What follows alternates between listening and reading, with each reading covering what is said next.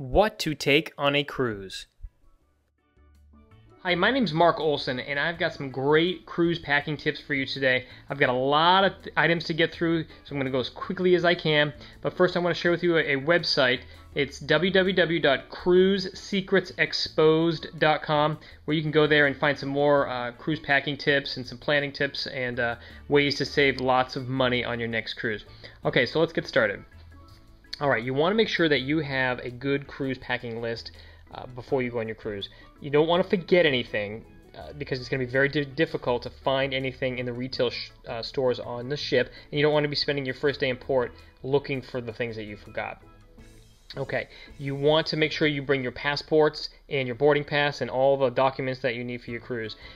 Not every cruise requires a passport, so you need to find out before you go. You want to make sure you bring medical insurance cards, and I would make a copy of your credit card, your passport, and your medical cards, just in case something gets lost or stolen. You have access to the numbers and things like that. All right, moving on to alcohol. On some cruises, like Carnival, you're allowed to bring one bottle of wine per person on your cruise. You can bring it on. If you bring it to dinner, there will be a $10 corkage fee, but if you want to just open it up in your room, make sure you bring an opener.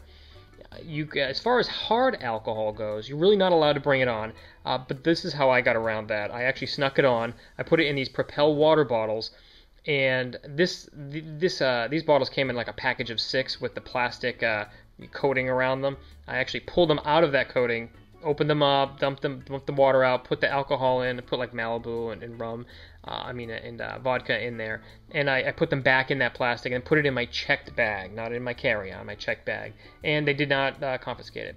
I also brought this mini blender, which was really great. I had made mixed drinks all week long. You can pick these up at Walmart, and I just had a great time making my own mixed drinks. I also brought some mixes here that pina colada mix and some Mai Tai and whatever kind of drinks here. And I also brought this cup here that I could make my drinks in the room and then bring it up on the decks upstairs, up top on the decks. Here is this is actually my kids, but it's like a water flavoring. They also make that stuff called Mio. I didn't have any more to show you, but you'll find it in the stores. It's called Mio, and you can put it in your water bottle, and it makes your water taste better because it doesn't really taste that great on the ships. You don't want to forget your camera, of course, and you don't want to forget your batteries to your camera if your camera takes batteries. A lot of them are just charged charger type batteries. So you don't want to forget your cords if you need to charge your batteries to your camera. Some people bring thank you cards, which is kind of a nice idea. You kind of give these, fill these out, and give them to your room steward, and give them to them early on the cruise. Kind of, it's a nice thing to do, and you might get some better service out of it. And some people actually make regional gift bags and give them to the room steward. It's just a nice thing to do, and you might get some better service out of that. Here is a little medical kit with some Band-Aids and really basic first aid stuff. You want to have something like that in case you get a blister or whatever, so you don't have to go down to the infirmary or be searching for a Band-Aid. Here's some air freshener. Those rooms are pretty small, so you want to make sure that you have some air freshener.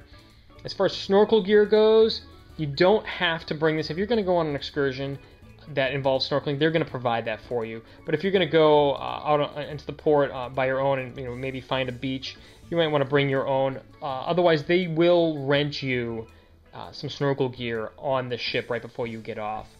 Okay, moving on. Here is a flashlight. A lot of cruises, they don't really lose power, but in case they do, it's good to have a flashlight. Here are some painkillers and some Tums. You're going to be eating all kinds of different foods, more than likely, on this cruise. So you want to make sure you have, just think about what you might need. If you have a hangover or you just have a headache, you want some Advil or Tylenol or something like that. As far as motion sickness goes, this is called Transderm. It's actually a prescription. You have to go to your doctor to get it. This is my wife's, and it's like a patch that goes behind your ear. It helps with equilibrium, which helps to prevent you from getting nauseous on the cruise. I bought this at Walmart. It's called Motion Ease. Same concept. It's like an oil you rub behind your ears, and I didn't even use it, but it apparently works on the same premise as the Transderm. And this is a C-band, and it's actually got a acupressure little plastic node on there that you put these on the inside of your wrist, and through the acupressure it apparently works. And I do know some people that have used those and they do work.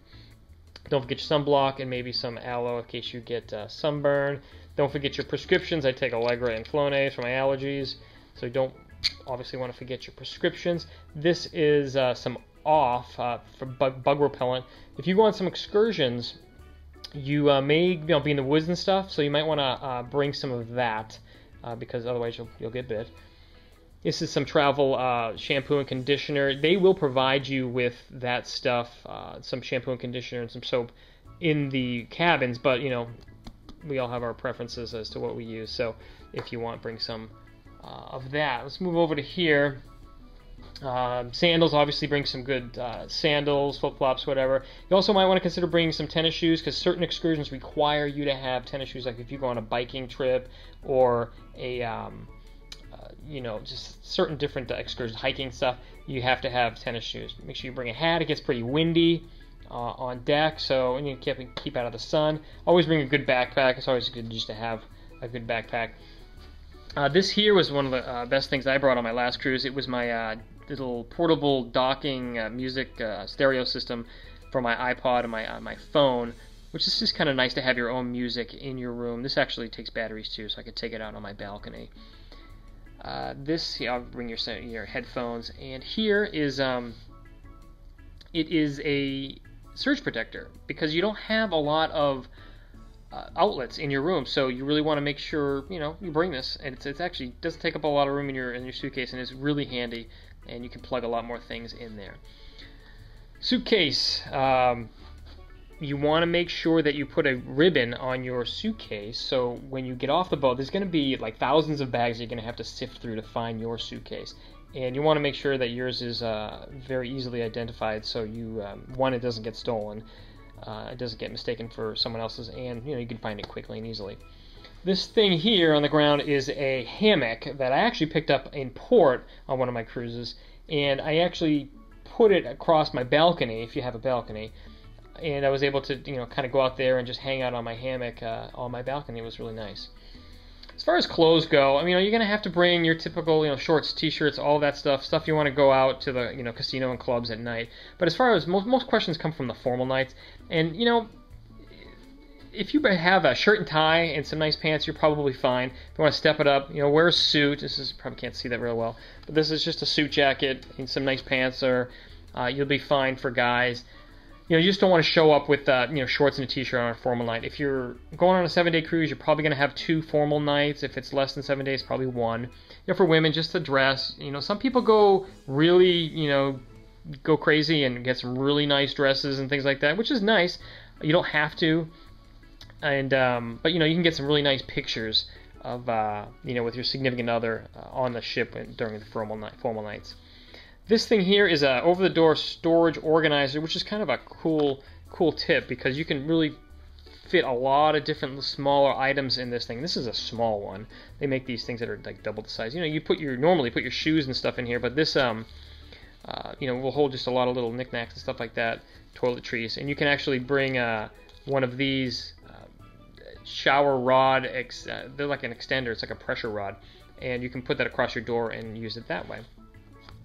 This is binoculars. I like to look at different things from the ship. There's all kinds of things to look at. There's different ships that pass by and different islands that you'll pass by and you'll be able to see. You want to bring some walkie-talkies if you want to be able to communicate easily with the people in your group. Gum. They don't sell gum on the ships because they don't want it all stuck to the decks and the chairs and everything like that, so I don't blame them. So if you're a gum chewer, bring some gum. This is some portable toilet paper. You never know when you're going to need it, so, if you're out on port and you're by the beach, whatever, there's no bathrooms nearby, you never know, so you might want to consider bringing that. I'm a coffee drinker, and I like my coffee a certain way. I've been drinking the same way for years, so I use this French vanilla powdered stuff, this creamer, so I can have the coffee the way I like it. This here is a paper towel roll holder.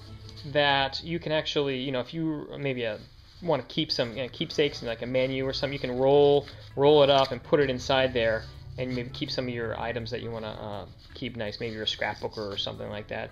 You keep things nice and wrinkle free in there. Here are some snacks that you might want to bring, because there's obviously plenty of food on the cruise, but not a lot of packaged food. And if you go on your excursion or just want to have it in your room, you can bring some snacks, especially if you have kids. And the last item here is just a sticky notepad that if you want to use this to write notes to your room steward, you can do that. So there you have it. There's a lot of different items that you may or may not have thought about to bring on your next cruise. So if you want to go over to www.cruisesecretsexposed.com, you'll be able to find some more information about how to plan for your cruise and how to get some really good savings there. So go on over to that website now, and I hope you have a great time on your next cruise.